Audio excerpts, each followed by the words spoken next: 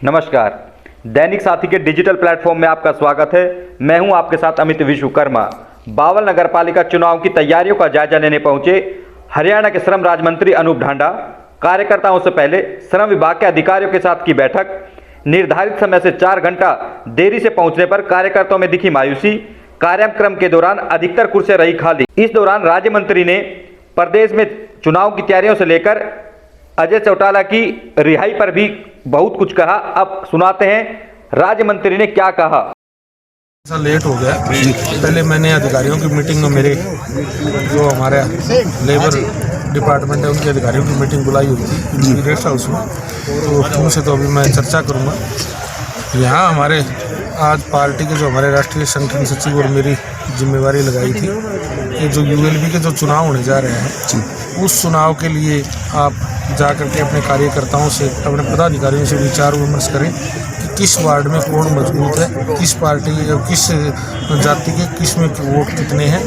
तो इस प्रकार के जो विचार विमर्श करने थे, कौन सा वार्ड रिजर्व है, कौन सा बैकवर्ड का है, कौन सा महिला का, तो इस प्रकार की चर्चा करने के लिए आज हम हमारे कार्यकर्ताओं से विचार विमर्श करने। क्या ये निकाय चुनाव पिछली बार के ये हाईकमान का जो फैसला होगा, दोनों पार्टी के जो हमारे नेता हैं उनका बैठ के जो भी फैसला होगा वो करेंगे। चलो, एक अजय जी, डॉक्टर अजय सिंह चौटाला जी जब जेल गए थे जी, जब भी वो पैरोल पे आते थे तो वो अपने साथियों से संगठन मजबूत करने की हमेशा बात करते थे जी।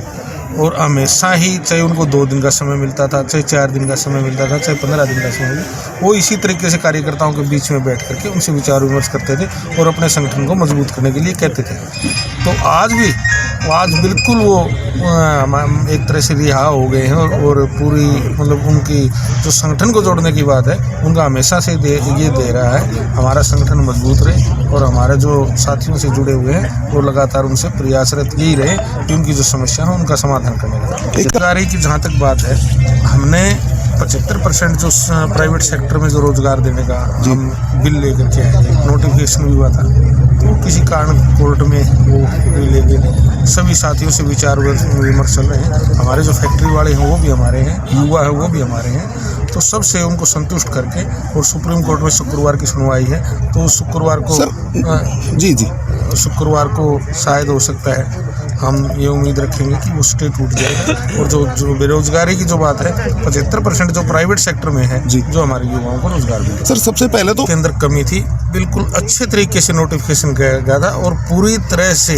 पैरवी की गई थी। तुषार मेहता बहुत सीनियर एडवोकेट हैं जी, उन्होंने वो केस की जो पैरवी की थी और अभी भी तुषार मेहता वो सुप्रीम कोर्ट में लगातार भर्तियों की बात कर ले, भर्तियां लगातार जो है या तो रद्द हो रही है या उसमें कोई ना कोई दिक्कतें आ रही है, तो उसको लेकर क्या कहेंगे? अगर कोई खामियां हैं तो वो रद्द हो रही हैं और भर्तियां हो भी रही हैं, ऐसी बात नहीं है भर्तियां नहीं हो रही, रिजल्ट भी आउट हो रहे हैं। और हमारे जो पीछे जितनी भी भर्तियां थी कम से कम जो जिस तरीके से सामने आ रही है, दिक्कतें सामने आई है, सारी तो रद्द नहीं हुई जी।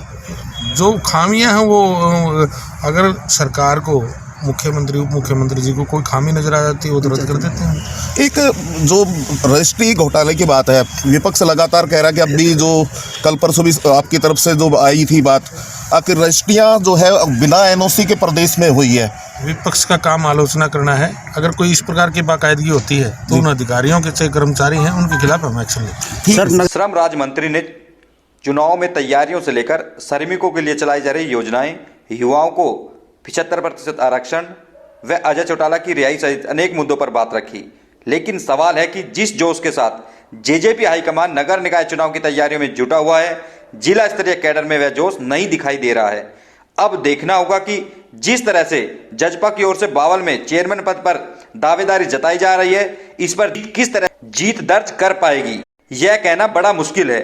ऐसे में कहा जा रहा है कि बावल में जेजेपी की राह आसान नहीं है, क्योंकि यहां पर पार्टी से ज्यादा जातीय समीकरण हावी रहने वाले हैं। यदि आप पसंद करते हैं स्वतंत्र पत्रकारिता, हमारे चैनल को देखने के लिए सब्सक्राइब, लाइक एवं शेयर जरूर करें।